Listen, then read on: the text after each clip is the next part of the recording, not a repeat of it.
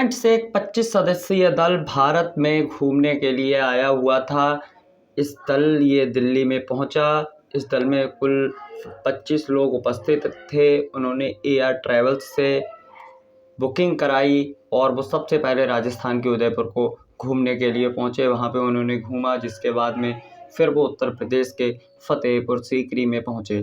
फतेहपुर सीकरी में ये लोग तुर्की सुल्ताना महल का निरीक्षण भी कर रहे थे कि ये जो दिनांक थी ये 21 सितंबर था, दिन गुरुवार का था, और ये वहाँ पे निरीक्षण कर रहे थे, घूम रहे थे, देख रहे थे, भारत की धरोहरों को परख रहे थे।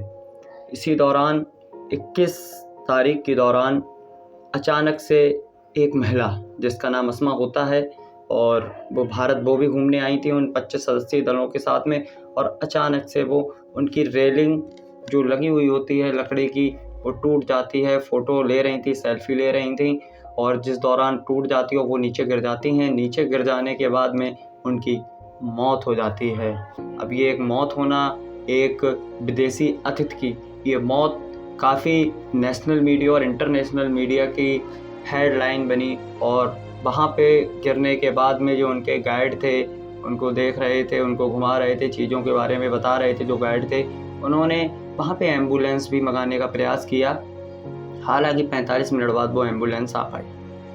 एम्बुलेंस आने के बाद में उस महिला की तबीयत बिगड़ रही थी। उनके जो साथ में थे 25 लोग वो बार बार पानी इत्यादि डाल करके उनको होश में लाने की कोशिश कर रहे थे, लेकिन अस्मा की शायद चोट बहुत गहरी थी और वो होश में नहीं आ पाई। जिसके बाद में उनको सबसे पहले एक निजी चिकित्सालय, निजी अस्पताल में ले जाया गया जिसका नाम रेनबो है। वहाँ पर डॉक्टरों ने उनको मृत घोषित कर दिया। मृत घोषित होने के बाद में आनन फानन में लोकल की मीडिया को पता लगा, वो वहाँ पे पहुँचे, उन्होंने चीज़ों को समझा और देखा। हालांकि इस पूरे मामले पे ज़िला अधिकारी आगरा ने भी एक मजिस्ट्रियल जांच का गठन कर दिया है, और गठन करने के बाद में वो पूरे इस मामले की जांच रिपोर्ट जिला अधिकारी को सौंपेंगे।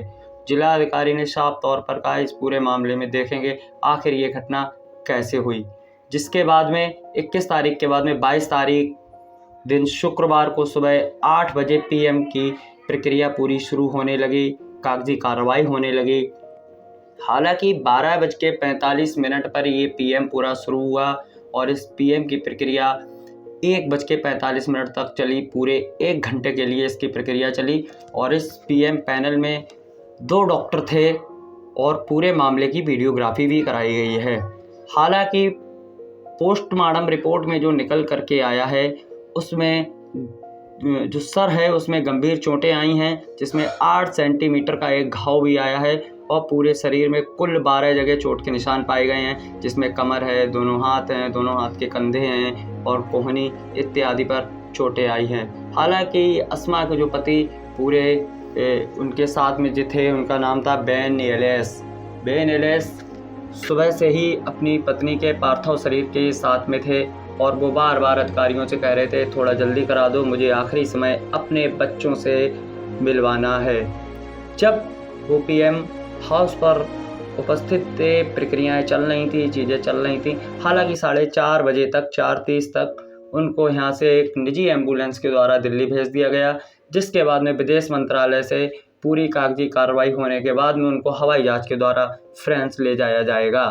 हालांकि ये पूरी घटना जो थी मैंने आपको बताई, ये हमारे उत्तर प्रदेश की स्वास्थ्य व्यवस्था की एक लापरवाही की वानगी है। एक विदेशी मेहमान हमारे भारत में घूमने के लिए आता है और उसको पहली प्राथमिक उपचार भी नहीं मिल पाता है और वो महिला मृत हो जाती है, अर्थात मृत्यु हो जाती है उसकी। किसके लिए? इलाज के लिए। हालांकि आगरा में विशेष ऐतिहासिक धरोहरें हैं। ताजमहल जिसमें एक माना जाता है, इस ताजमहल में भी मात्र एक एम्बुलेंस ही मौजूद रहती है। हालांकि कोई जांच व्यवस्था, डॉक्टरों की कोई भी पैनल तैनात नहीं रहता है। फतेहपुर सीकरी की किसी भी ऐतिहासिक इमारत के पास में कोई भी जांच दल, डॉक्टरों की टीम या एम्बुलेंस वगैरह नहीं रहती है। हालांकि एएसआई के अधिकारियों का कहना है हमने एम्बुलेंस की व्यवस्था की थी, लेकिन एम्बुलेंस समय रहते नहीं आ पाई। पति बेन एलेस का कहना है साफ तौर पर उनकी पत्नी की 2-3 साल पहले से भारत घूमने की इच्छा थी। वो ताजमहल घूमना चाहती थी, लेकिन शायद ऊपर वाले को कुछ और ही मंजूर था और वो ताजमहल भी नहीं घूम सकी। हालांकि आखिरी समय तक उनके जो पति हैं एन वेलेस वो साफ तौर पर कहते रहे, थोड़ा जल्दी कर दीजिए, हमको अपनी पत्नी को बच्चों से मिलवाना है। हालांकि इस पर समाजवादी पार्टी के मुखिया अखिलेश यादव ने भी तंज कसते हुए उत्तर प्रदेश की स्वास्थ्य व्यवस्था पर सवाल उठाए हैं। अब सरकार इस पूरे मामले में जांच की बात कर रही है। आगरा के ज़िला अधिकारी ने भी जांच के आदेश के लिए एक मजिस्ट्रियल टीम का गठन कर दिया गया है, जिसके बाद में ही पता लग पाएगा इस पूरी घटना के क्या निकल करके आता है, आखिर कहाँ पे किसकी लापरवाही रही है। उत्तर प्रदेश से मैं शुभम श्रीवास्तव।